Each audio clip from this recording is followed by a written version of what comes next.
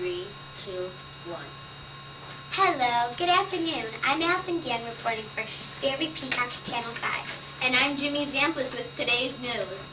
Now for the latest on the Enron scandal. Former Enron chairman Kenneth Lay is scheduled to testify before Congress. He said he will take the Fifth Amendment and not answer any questions that could damage him. Some lawmakers did expect that Mr. Lay would do this. Former Chief Executive Jeffrey Skilling did testify last week, although they did not believe his answers. Due to this scandal, even the Houston Astros want to change the name of their baseball field, which is now Enron Field.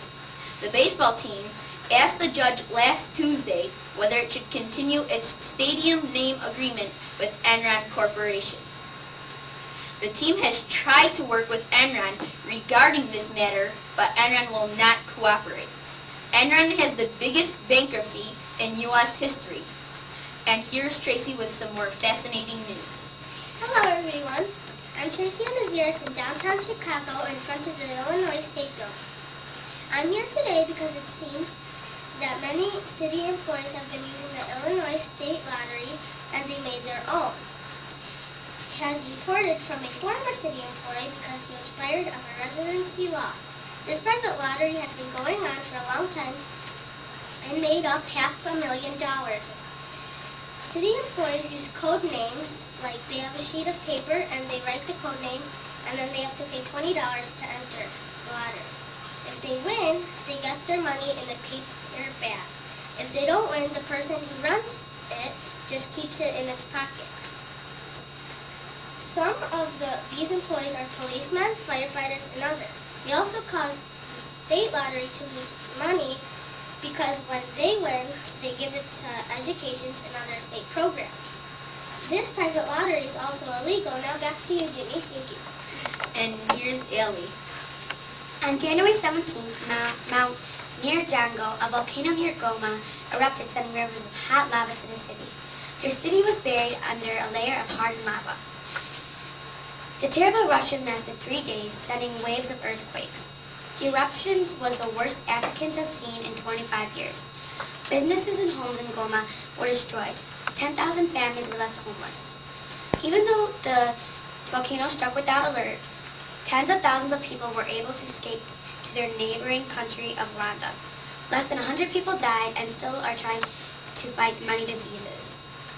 To recover, the country will need $1 million a day. Many countries have begun to help by sending money, food, and supplies. Last week, as rain fell down, people were trying to return to their homes. And now here's Chelsea with the latest news on the weather.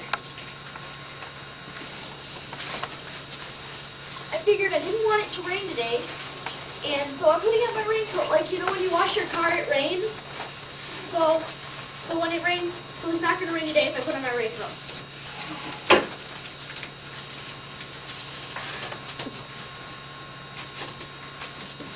Hello, this is Chelsea Balloon with the weather on the force. Here's the 4-day weather forecast. As you might have guessed, we're in 4th grade, and we like the number 4. Now here's the weather for you. Today, there will be more clouds than sun, and northern winds will put a nip in the air. The high will be 36, and the low will be 22. Tomorrow will be partly sunny and in the 20s, with a high of 34 and a low of 23. On Thursday, clouds will be increasing throughout the day with a chance of snow in the evening. And the sun will come out around noon, but it will be deceiving because it will not be warm at all. There will be a high of 38 and a low of 27. Seattle, Washington will be getting some rain in the afternoon, and some clouds will be coming off the Pacific coast and through the northern tip of Oregon. There will be some high pressure in Houston, Texas, and in Buffalo, New York. A jet stream will be coming from the southeast and ending in the northeast. New York City will be getting some snow. This has been Chelsea Belinda with the weather. Thank you, Chelsea. First ketchup, now Technicolor fries. Jimmy has a scoop. Yes, you heard right. First, H.J. Heinz began selling green and purple colored ketchup. Kids in Pittsburgh went wild for this crazy colored ketchup. Heinz has more surprises for young kids. Starting this May, Heinz will be selling a new kind of frozen French fries called Funky Fries. They will come in 5 interesting colors and flavors, including sour cream and chives, cinnamon and sugar, Cinnasticks, and crunchy rings, which are like tater tots with a hole in the middle. Then there's Cool Blue, which is a sky blue seasoned French fry, and brown chocolatey cocoa crispers that are specially designed for kids with a sweet tooth. John Carroll, managing director of Heinz, asked kids what would make them eat more French fries. They started a year ago with 50 different ideas. One idea that was vetoed was the Fruit Loops flavored fries. Yuck. Here's Helena with some more good food. Good afternoon, ladies and gentlemen. My name is Helena Hardy, and I'm here today to share with you a well-kept secret right here in our own city. At 800 North Michigan Avenue, in the heart of downtown Chicago, across from the Water Tower, is the Park Hyatt Hotel. If you look up at the hotel, you will see a beautiful half-moon window which overhangs Michigan Avenue. Inside, on the 7th floor, is the jewel I speak of. The treasure called Nomi, which stands for North Michigan Avenue. I had the pleasure of breakfast at Nomi this very morning, and I assure you, it was fabulous. Chef Gamba and Chef Hardy prepared a delectable feast which began with fresh squeezed orange juice with not a speck of pulp, later followed by a light and luscious Belgian waffle, accompanied by a beautiful assortment of berries. Yes, plump blueberries, sweet raspberries, seedless blackberries, mouth-watering strawberries, the bacon crisp and hot, flavored with top-grade Vermont maple syrup and real whipped butter.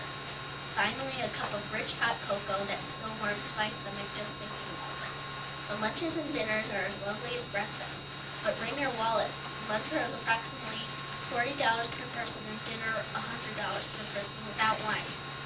Nomi has been named and awarded one of the top 10 best new restaurants in America by Food and Wine magazine, and recently was voted one of the top 25 new restaurants in the world. So in conclusion, if you are celebrating a very special occasion, consider Nomi for your celebration. I guarantee a meal and an experience you will never forget. On a scale of 1 to 5 utensils, I rate food 5 forks, service 5 spoons, and ambiance 5 knives. For a total score of 15 utensils. Make no mistake, this recommendation has been well researched and greatly enjoyed in the process. If you have any questions when you make the trip to Nomi, ask for Chef Hardy. He's extremely helpful and knowledgeable. Enjoy, it's an experience. Now back to Jenny. Do you think only men love cars? Well, you're wrong. Here's Allie with what women want in wheels. Thank you. Last weekend was Chicago Auto Show held at the McCormick Place. Women are thought to be the ones that influence over 80% of car purchases. So it's no surprise that car dealers are adding safety features and comfortable and practical charges to the inside of cars. Women are looking for dependable cars and leather seats that make it easier to clean up their kids' mess. Terry Wareham of Northfield says, "It's important that I can get a stroller in and out easily, and there have to be a lot of cup holders. My son likes the compartment in the middle that stores things for his toys. He calls it his treasure chest." She currently drives a Lexus 470. SUVs were the most popular automobile purchased by women last year, according to Polk Company. One car dealership has a woman come in with her silver pearl color nail polish and asked the dealer to match the color of the car to their nail polish. They did it. Today is Women's Day at the auto show, with a regular $8 admission reduced to $5 for women only. Special seminars for women are also scheduled. For all those science freaks out there, Jimmy has the results of the East Prairie School Science Fair. Who is more coordinated, boys or girls? That's one of the questions asked by 6th, 7th, and 8th graders at the East Prairie School Annual Science Fair.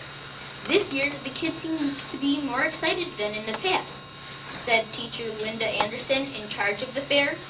The top projects were selected January 24th at the regional competition held at Niles North High School. The winners will now compete in the state competition that will be in Champaign. More than 100 exhibit booths filled East Prairie's gym. Winners for Best of Class are 6th grade Carrie Katz and Heina Ladia for their project Hyper Hamsters. 7th grade Carrie Maxwell for Pump You Up. 8th grade Emily Wash for Groove Into the Beat and Stacy Megalanis for Light Those Plants Up. Fairview South will host the regional paper competition on March 16th. Now to our entertainment reporter. Hi, I'm Anthony Tabar, and I'm doing a movie. The movie I chose was called Monsters Incorporated. It's about monsters that go indoors that are little kids' closets, and they scare the kids, and the more they scream, the more energy they get, and the energy's for, like, their city lights and stuff. This was a special, funny, and good movie that I give it 2 thumbs up and 4 stars. It was so good a movie that they have products, like this little teacher pet that screams, and also a book.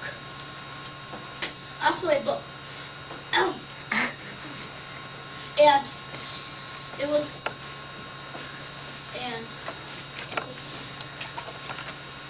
and also a book. And it's so good that all my friends, then you should go see it. Now back to Judy. Thank you, Anthony. We'll ensure swallow it. Allie's got your answer after this commercial break. Oh, wait, stop. I had on special effect. Hold it, hold it. Can I get you in stretch again? Hold it. Okay.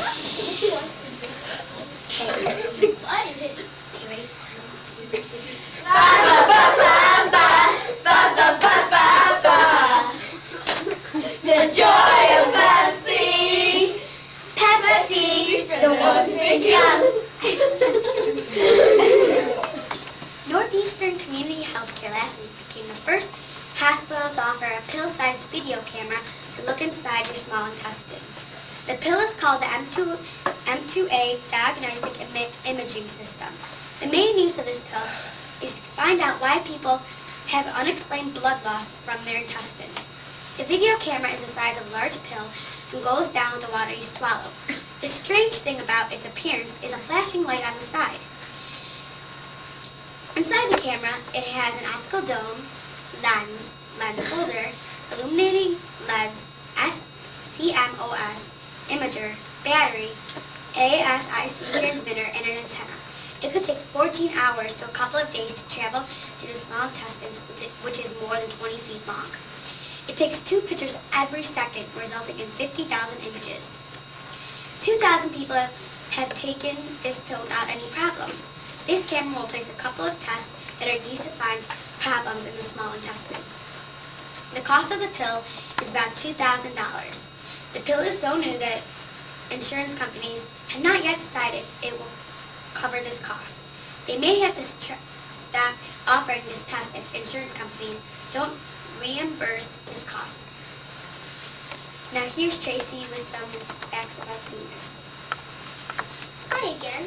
As you all know, Valentine's Day is 2 days away. There's hearts everywhere because I'm at the senior home at North Clark Street. Chicago and the students from neighborhood schools are making Valentine's crafts with the senior citizens. They're having a great time with the senior citizens making crafts. The crafts are very beautiful. Some of the crafts are wooden projects like shapes such as hearts and stars. The other ones are boxes and cards and also other beautiful crafts. Thank you. Now back to you, Minnie. President George Bush spoke to the nation on February 5th, 2002, in his first State of the Union address. As we gather tonight, our nation is at war, yet the state of our union has never been stronger. President Bush told the nation he had 3 great goals to help keep America strong: fighting terrorism, protecting the homeland, and creating more jobs. Mr. President spoke mostly about the war on terrorism, and he thanked the members of the U.S. military who have been fighting to protect our freedom. He also talked about education and health care. He said he wants to see a quality teacher in every classroom. The president also sent a message for kids. Work hard, read, make the right choices, and follow your dreams. Now here's Stuart with the editorial. Hi, I'm Stuart, and I'll be your editorial for today. Today I'm going to tell you something about proper flag etiquette and the wave of patriotism that our country has seen since September 11th.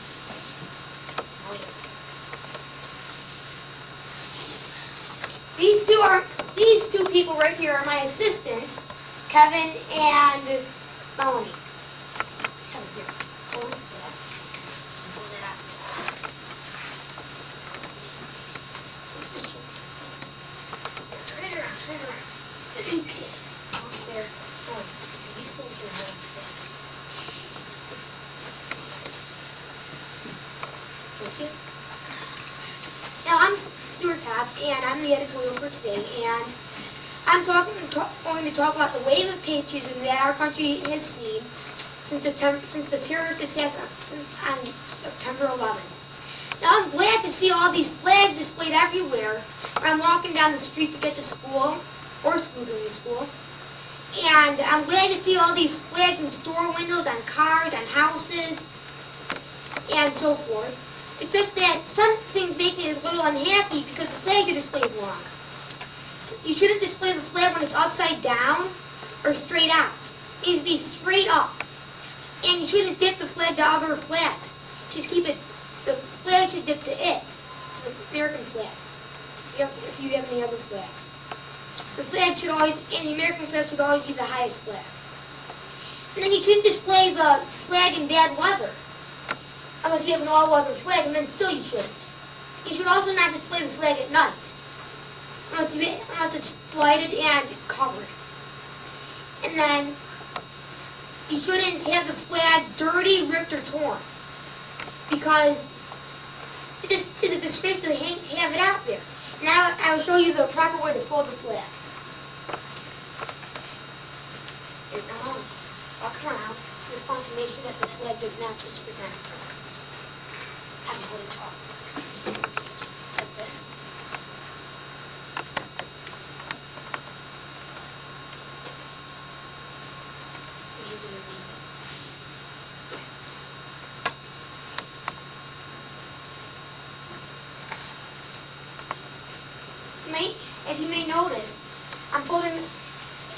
As you may notice, I am folding the flag in a triangular fashion.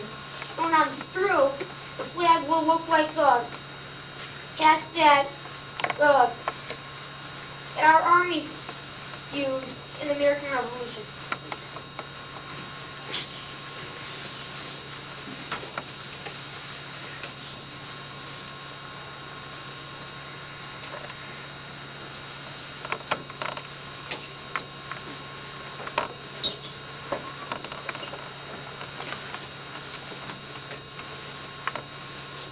This is your editorial for today, and now back to Jimmy. Do you want to know where not to send your pets? Chicago police found more than 20 dogs and 5 cats abandoned without food or water at a Dog World kennel on Monday. The kennel is located at 4656 North Clark Street. Owners called their alderman, Eugene Schulter, and police after they could not get their pets from the kennel on Monday. Police found dogs and cats wandering around the 3-story building. A place was covered in dog business and garbage. Alderman Eugene Schulter plans to ask the city council for stricter laws that would make kennels have people present 24 hours a day. The alderman said what he saw was absolutely the most horrible thing he'd ever seen in all his years as an alderman. The owner of the kennel was in Texas on vacation. 6 owners have already claimed their dogs. All the other pets were taken to the city's animal care and control unit. All animals were examined by a vet and found to be in good health except for one cat. Now here's Thomas filling in for our regular sportsman, Daniel Kim. In this year's Olympics, the U.S. has swept up all three medals for snowboarding. Ross Powers has placed first and got the gold medal. Danny Cass has placed second and got the silver medal. And bronze medalist was J.J. Thomas. And now to Deanna, live in Salt Lake City, Utah.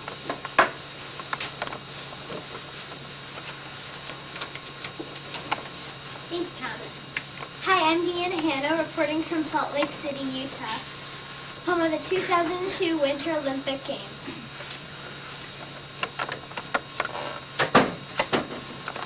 Derek Para, the 5'4" unknown speed skater, won a silver medal in the 5,000-meter race. He beat his own record by 15 seconds and set a world record for a few minutes, until a speed skater from the Netherlands beat Para by 3.5 seconds, winning the gold medal. The Netherlands were expected to win all three medals because that is where the sport was started. Para was also surprised because of the good fortune he has had. He's had his first child in December, and he was given the honor of holding the World Trade Center flag at the opening ceremony, and now he was an Olympic medal winner. This wasn't really his sport. He was an inline skater. He never saw snow until he was 18 years old. He is in love with his skates. His next race is February 19, 2002. Good luck for him, and back to Thomas. This year's MVP award went to Kobe Bryant while the people were booing him at the pole. Now back to the station. Thank you, Thomas. February is African American History Month. Here's Jimmy with two of the many great African Americans making history. February is known as Black History Month, and during this month, we honor contributions made by African Americans. One great African American was Jesse Owens. His father was a sharecropper, and his grandparents were slaves. He won 4 gold medals and set 3 world records in the 1936 Olympics in Berlin, Germany. Germany's leader, Adolf Hitler, would not congratulate Owens because he was black. Owens later said, "The battles that count are not the ones for gold medals, but the struggles within yourself." In the 1920s, thousands of African Americans moved to New York City from the rural South, looking for jobs as musicians, poets, artists, and entertainers. They moved to a neighborhood known as Harlem, and because of all the talent that lived in this area, this period is remembered as the Harlem Renaissance. Langston Hughes was a talented poet and one of the best-known writers of the Harlem Renaissance. In 1926, Hughes' poems, The Weary Blues, won first prize in a magazine competition. Here are the words Langston Hughes wrote 76 years ago. "I, too, sing America. I am the darker brother. They send me to eat in the kitchen, but I laugh and eat well and grow strong. Tomorrow I'll be at the table when company comes. Nobody'll dare say to me, 'Eat in the kitchen,' then. Besides, they'll see how beautiful I am and be ashamed. I, too, am America." Here's Allie with one of the greatest chicks in the U.S. Thank you, Jimmy. Snowboarder Kelly Clark won the first U.S. gold medal of the 2002 Winter Olympic Games in Salt Lake City, Utah on Sunday with a dominating performance in the half pipe. Clark put in a run to remember, flying higher, landing more dangerous jumps than anyone in the contest. She won that event with a move called the McTwist, one 540-degree inverted spin, then followed with a 720-degree jump at the bottom. Clark's score of 4.7.9 beat Frances Durian Vidal, who scored a 4.3.0. Fabienne Rudler of Switzerland won the bronze. After her scores announced, Clark jumped into the arms of her coach, then climbed out of the fences to celebrate with some of her family and friends. And here's Adriana with live in Salt Lake City, Utah.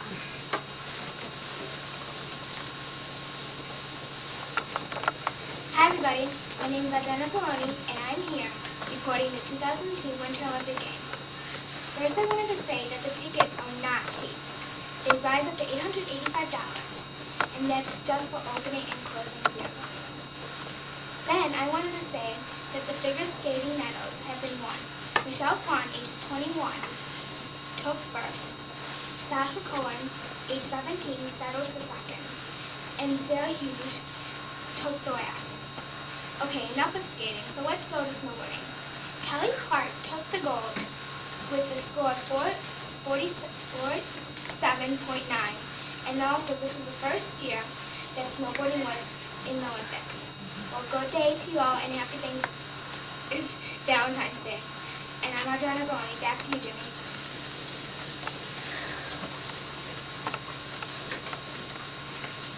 That wraps up our afternoon news. Tune in at 5 and 9 for the latest on today's stories. I'm Jimmy Zamplis. And I'm Allison Guillaume. Have a great day and a pleasant tomorrow.